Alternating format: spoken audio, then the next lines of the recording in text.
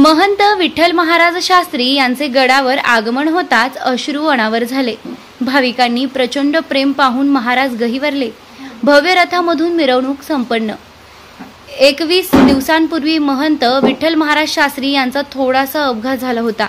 21 दिवसांच्या उपचारानंतर महंत विठ्ठल महाराज शास्त्री यांचे श्री क्षेत्र गहिनीनाथ गड येथे आगमन होताच भाविक भक्त व श्री क्षेत्र गहिनीनाथ गड आठेगाव पुठ्ठा भाविक भक्त यांच्या वतीने स्वागत करण्यात आलं। टाळ, मृदुंग, बँड, वाद्य, गजरात तसेच जेसीबी मधून फुलांची उधळण करत महंत विठ्ठल महाराज शास्त्री यांचं स्वागत करण्यात आलं। यावेळी हजारो भाविक भक्त उपस्थित होते। तसेच देवशास्त्र ब्राह्मण यांच्या देव उच्चार मंत्रांचा जयघोष करत महंत विठ्ठल महाराज शास्त्री यांचं स्वागत करण्यात आलंय। यावेळी महंत विठ्ठल महाराज शास्त्री यांनी भाविक भक्त यांना मार्गदर्शन केलं आहे।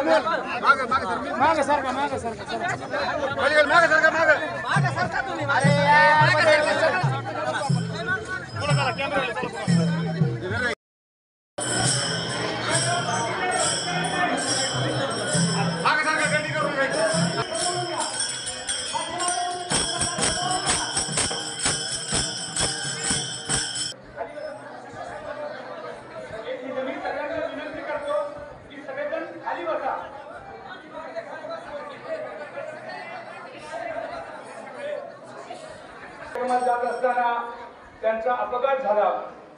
आपल्याला एक माहिती आहे, ज्यावेळेस परमेश्वर आपली सगळी जबाबदारी घेतो त्यावेळेस काहीही आपल्याला होत नाही आणि आदरणीय महाराज हे अखंड सेवा करतात गहिनीनाथ महाराजांची आणि भाऊंची, आपल्या सर्वांना आशीर्वाद देत असतात। त्यामुळे त्यांनाही परमेश्वरांनी खूप सुखरूप असा आपल्या समोर आणून ठेवलेला आहे। आज या ठिकाणी हा आज सोन्याचा दिवस आपल्या सर्वांसाठी आहे। बाबांचा आशीर्वाद आपल्याला निरंतर मिळत राहणार आहे।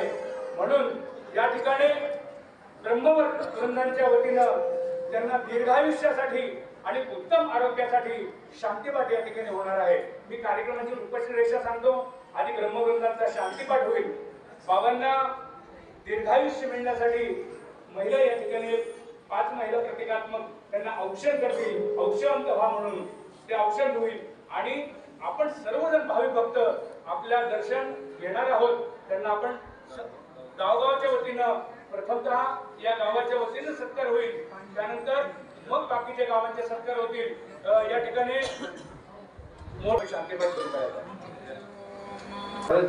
डॉक्टरांनी जी गोष्ट सांगितली होती हे महाराजांनी आम्ही होतो त्यावेळेस त्यांनी जे सांगितलं की फुफ्फुसाला जो एवढा मार लागलेला आहे त्याप्रमाणे कुठली तरी दैवी शक्ती असल्याशिवाय हे होऊ शकत नाही, वाचू शकत नाही.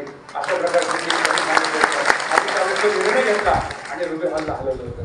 म्हणून बाबांवर भाऊंची किती मोठी कृपा आहे आणि बाबा आणि भाऊंची आपल्या सर्वांवर किती मोठी कृपा असणार आहे याचंच फळ आज बाबा आपल्यामध्ये आहे. मी बाबांना विनंती करेन की आपला आशीर्वाद आमच्यावर निरंतर असू द्या. आता आम्हाला आशीर्वाद द्या.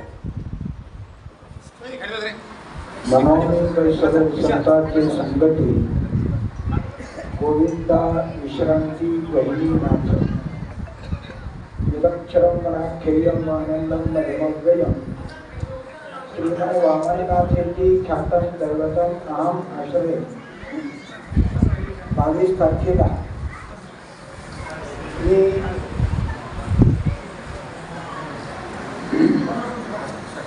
गडाच्या कामासाठी चाललो. एक महत्वाची सही करायची होती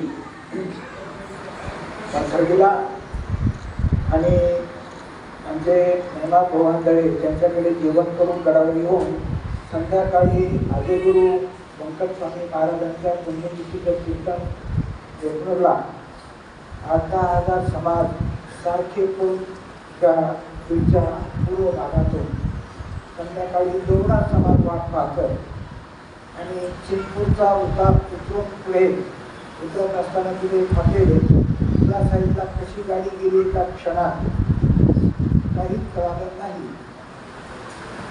ते मला कोणी काढलं, पाथर्डीला कसं गेलो, तिथून प्राथमिक उपचार काय झाले. नगरला जात असताना 2 वेळा मी फक्त म्हटलं की गाडी सावकाश चालवा. अनेक डॉक्टर पाथर्डीतून आले, जे केसर डॉक्टर बरोबर होते. तिथून 4 डॉक्टर पुन्हा की फुफ्फुसाला एवढा मार लागला की डॉक्टरचं म्हणणं होतं की आता रुबी हॉलला जाणं शक्य नाही. त्याच्यातून हवा 1 मिनिट एवढी जोरात हवा चालली होती की डॉक्टर म्हणत होते की हे कसं शक्य आहे. आता मला काही माहिती नाही, काही कळत नाही, काही नाही. एवढंच की आमची बाळगावची मंडळी बरोबर होती, अनेक काही मंडळी बरोबर होती. प्रकाश खेळताना त्यांना रात्री मला वाटतं काहीतरी 1-1 वाजता रुबी हॉलला गेल्याच्यानंतर आमचे शंकरराव होते. तिथे गेल्याच्या नंतर मग आपल्याला जेव घाला होता आणि जेव्हा